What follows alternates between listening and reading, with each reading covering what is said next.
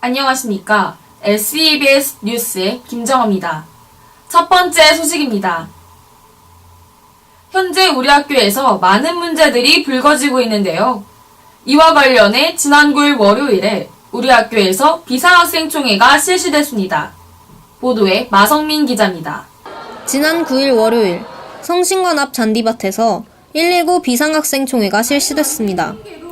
학생들에게 징계를 남발하는 치졸한 학교를 심화진 총장 비리 문제를 이야기하는 것을 해교 행위라 왜곡하고 비민주적 학칙을 내세우며 학생들의 자치권을 탄압하는 비상식적인 학교 공부를 학교의 주인으로서 우리는 더 이상 좌시할 수 없습니다.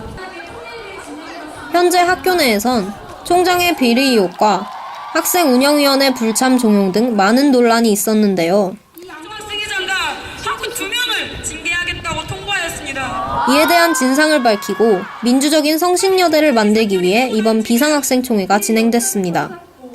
학교 측의 장서대여 허가 취소와 학교 전체를 소등해버리는 일이 있었지만 비상학생총회엔 총 500명 이상의 학우들이 참여해 학교에 대한 학우들의 목소리를 들을 수 있는 자리가 됐습니다.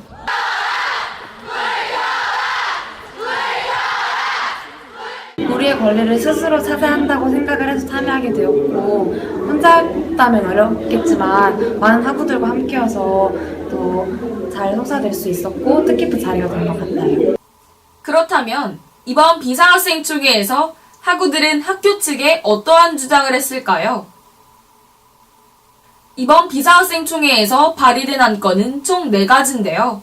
그 자세한 소식 박재영 기자가 전합니다. 바로 일주일 전입니다.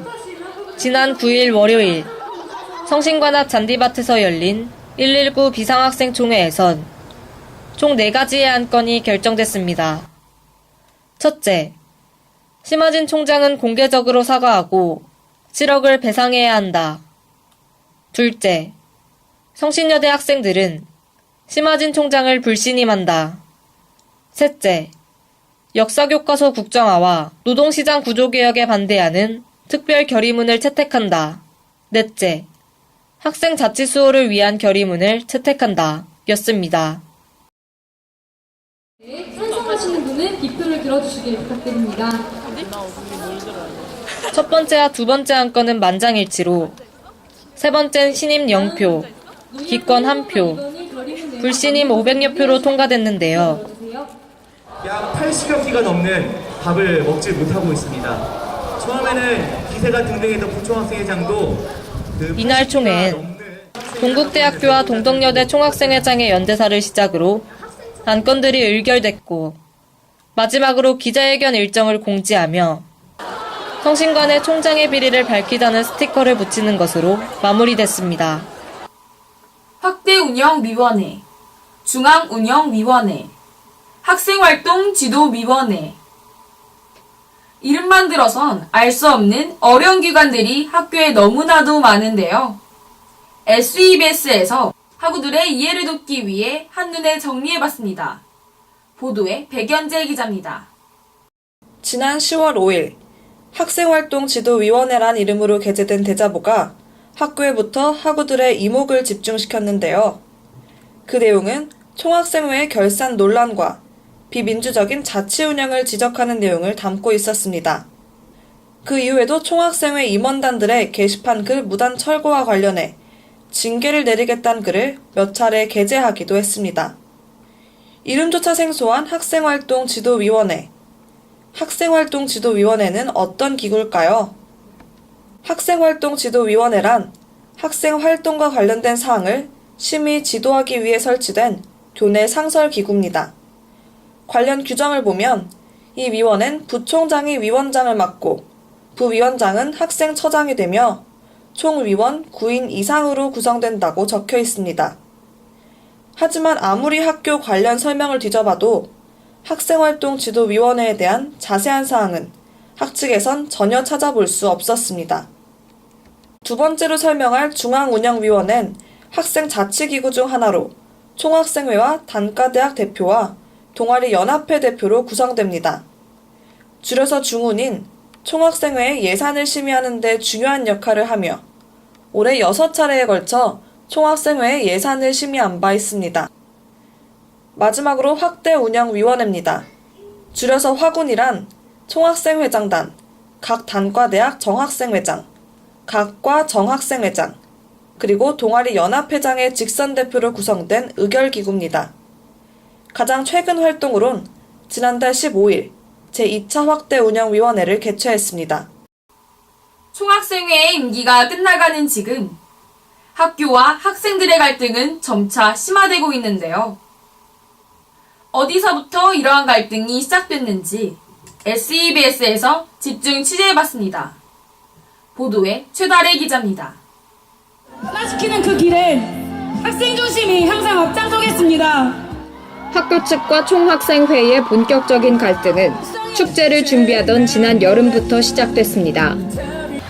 지난 8월, 총학은 학교 측에 축제 예산을 요구하며 기획안을 제시했으나 학교 측은 여러 가지 이유로 축제 예산 지급을 미뤄왔습니다.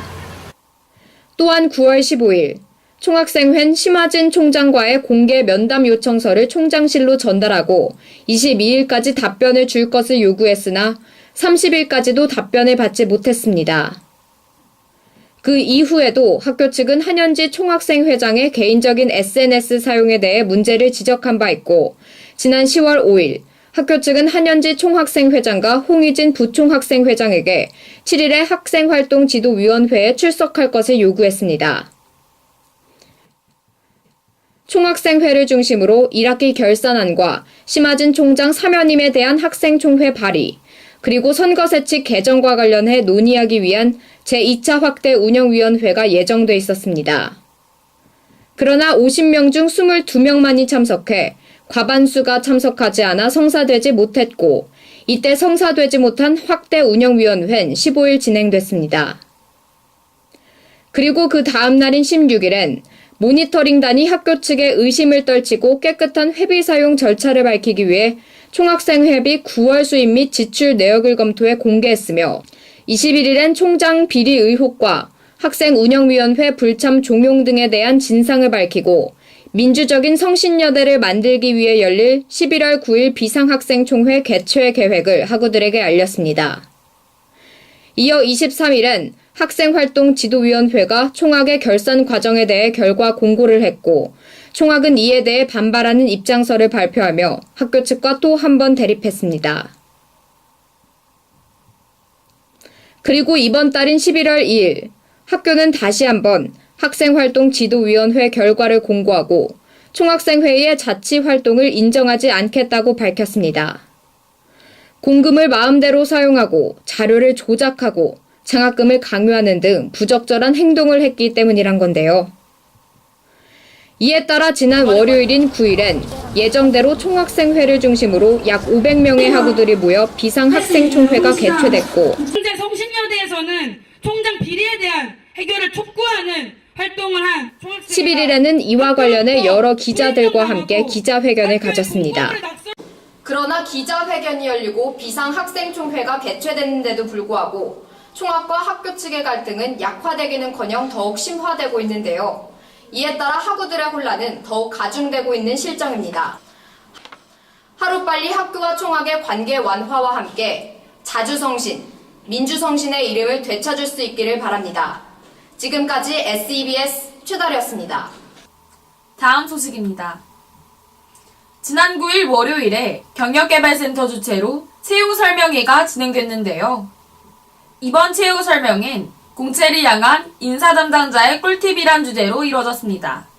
자세한 내용 석지영 기자가 전합니다. 지난 9일 월요일 오후 3시 성신관 110호에서 경력개발센터의 주최로 공채를 향한 인사 담당자의 꿀팁 채용 설명회가 진행됐습니다. KB금융그룹 인사 담당자에게 직접 취업에 대한 조언을 들을 수 있는 자리였는데요.